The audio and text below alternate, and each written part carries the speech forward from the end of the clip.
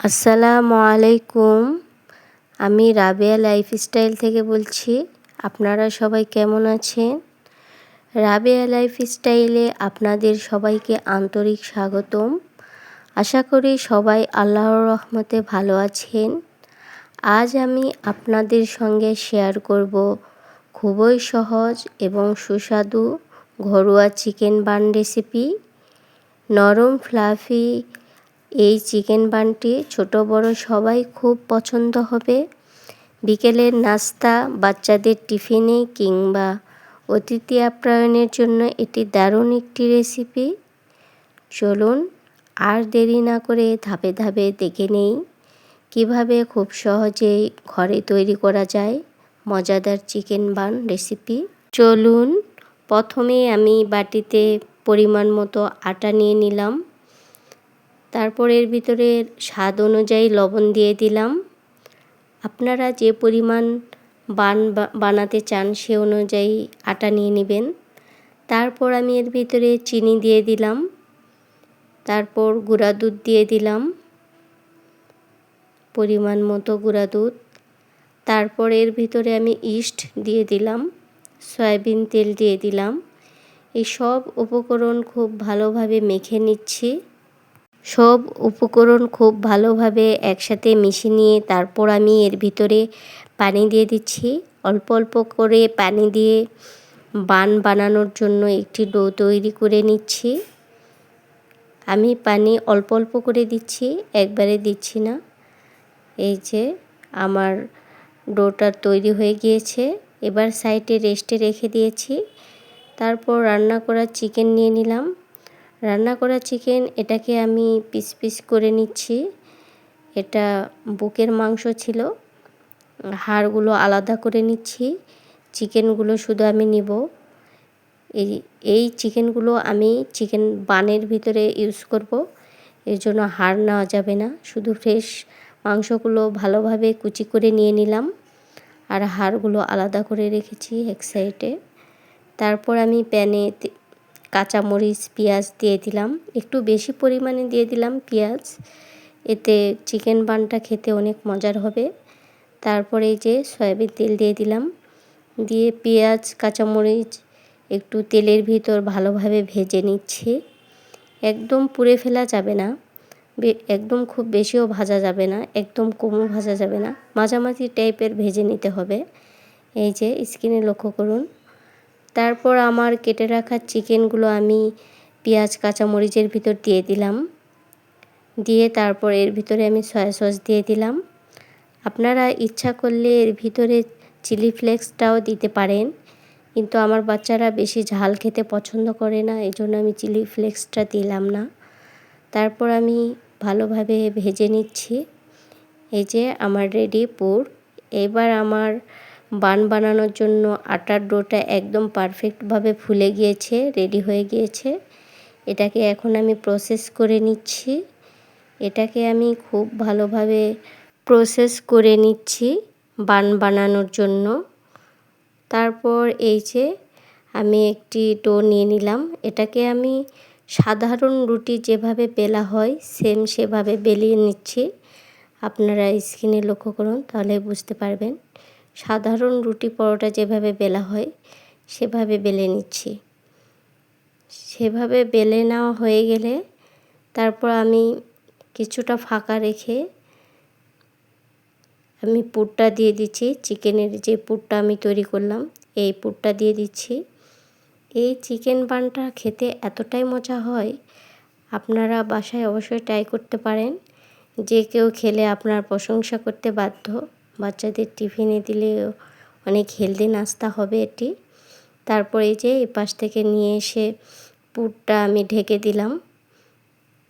আপনারা স্ক্রিনে লক্ষ্য করুন আমি কিভাবে করছি। তারপর সাইডে এরকম কেটে নিচ্ছি। প্রথমে আমি এটা অনেক বেশি চিকন করে কেটে ফেলেছি। এটা যত মোটা করে কাটা হয় দেখতে ততটাই বেশি ভালো লাগে। যাই হোক, এই যে একটা বান আমি তৈরি করে ফেললাম। এই যে তারপর আপনাদের বোঝানোর সুবিধার্থে আমি আরেকটা তৈরি করে দেখাচ্ছি। প্রথমে আমি এরকম রুটির মতো করে বেলে নিচ্ছি।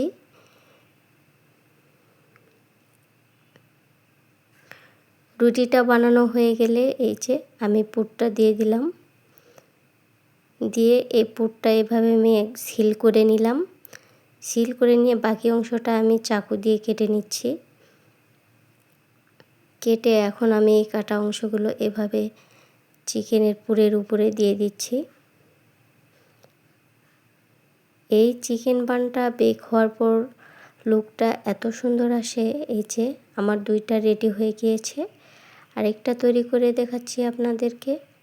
এই যে আমি রুটি বেলে নিলাম, তারপর এই যে পুরটা দিয়ে দিলাম, দিয়ে আটা এভাবে দিয়ে দিলাম, দেওয়ার পর এভাবে চাকু দিয়ে কেটে নিলাম, নিয়ে এই পুরটা দিয়ে এভাবে সিল করে নিব। খুব ইজি, আপনারা স্কিনে ভালো করে লক্ষ্য করুন, তাহলেই বুঝতে পারবেন অনেক ইজি। এই যে তৈরি হয়ে গেল চিকেন বান। আপনাদের বোঝানোর সুবিধার্থে আমি একটু বেশি করে দেখানোর চেষ্টা করছি যে আমি শেপটা কিভাবে দিচ্ছি, আপনারা যেন খুব ভালোভাবে বুঝতে পারেন। এই যে আপনারা লক্ষ্য করুন, অনেক সহজ। এভাবে কেটে নিয়েছে আমি দিয়ে দিচ্ছি। এটা বানানোর পর এটার লুকটা এত সুন্দর আসে মাশাআল্লাহ। এই যে আমার চিকেন বানগুলো একদম রেডি হয়ে গিয়েছে সবগুলো। এটাকে এখন আমি রেস্টে রেখে দিব কিছুক্ষণের জন্য। এই যে কিছুক্ষণ পর বের করে দেখি ফুলে ডাবল হয়ে গিয়েছে। এটাতে আমি এখন ডিম ব্রাশ করে দিচ্ছি। এই যে খুব ভালোভাবে সবগুলোতে ডিম ব্রাশ করেছি আমি। ডিম ব্রাশ করার পর লুকটা মাশাআল্লাহ খুব সুন্দর লাগছে। তারপর আমি এই যে সাদা তিলগুলো উপর দিয়ে ছিটিয়ে দিচ্ছি। এতে দেখতে যেমন সুন্দর লাগে, খেতেও অনেক বেশি মজাদার হয় মাশাআল্লাহ। এখন বেকিং করার পালা। আমি ওভেনটা প্রিহিট করে নিয়েছি 180 ডিগ্রি সেলসিয়াস তাপমাত্রায় 5 মিনিট প্রিহিট করে নিয়েছি। এখন আমি চিকেন বানটা বেক করতে দিয়ে দিচ্ছি। এই যে আমি দিয়ে দিলাম। চিকেন বানগুলো দেখতে যেমন অনেক সুন্দর হয়েছে, খেতেও অনেক মজাদার হয়েছিল। তারপর আমি কনভেকশন মোডে 180 ডিগ্রি সেলসিয়াস তাপমাত্রায় 26 মিনিট বেক করব। 26 মিনিটে আমার ওভেনে যে কোনো পিৎজা, বার্গার বান, যে কোনো রুটি, চিকেন বান সব কিছু 26 মিনিটে একদম পারফেক্টভাবে বেক হয়ে যায় মাশাআল্লাহ।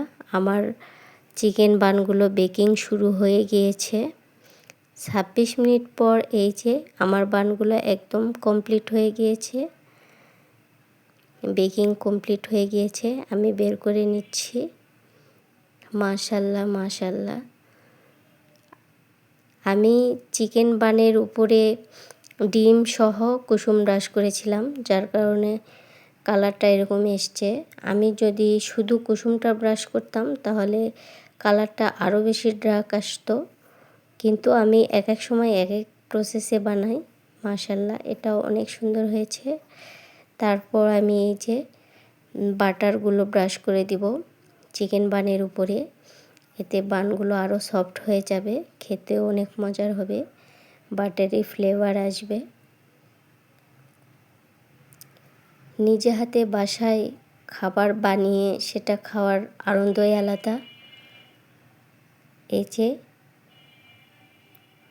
আমি বাটারগুলো খুব ভালোভাবে ব্রাশ করে নিয়েছি, আপনারা দেখতে পাচ্ছেন কত সুন্দর লাগছে মাশাআল্লাহ মাশাআল্লাহ। বাটারগুলো ব্রাশ করার পর চিকেন বানগুলো অনেক চকচক করছিল, এতটাই সফট হয়েছে। এই যে আমি আপনাদেরকে দেখানোর চেষ্টা করছি, এতটাই সফট হয়েছে যে ভেঙে যাচ্ছে বানটা। এই যে স্কিনে লক্ষ্য করুন, এই যে একদম পারফেক্ট হয়েছে মাশাআল্লাহ মাশাআল্লাহ। তো আজ আপনাদের সঙ্গে শেয়ার করলাম নরম তুলতুলে আর সুস্বাদু চিকেন বান তৈরির সম্পূর্ণ রেসিপি। আশা করি ভিডিওটি আপনাদের ভালো লেগেছে। এবং রেসিপিটি আপনাদের কাজে আসবে। সময় করে একবার অবশ্যই ঘরে তৈরি করে দেখবেন। ভিডিওটি যদি আপনাদের ভালো লেগে থাকে তাহলে অবশ্যই একটি লাইক করবেন, আপনার মূল্যবান মতামত কমেন্টে জানাবেন, প্রিয়জনদের সঙ্গে শেয়ার করবেন এবং এমন আরও সুন্দর রেসিপি পেতে রাবেয়া লাইফস্টাইল চ্যানেলটি সাবস্ক্রাইব করে পাশে থাকবেন। ধন্যবাদ। সবাই ভালো থাকবেন, সুস্থ থাকবেন। আল্লাহ হাফেজ।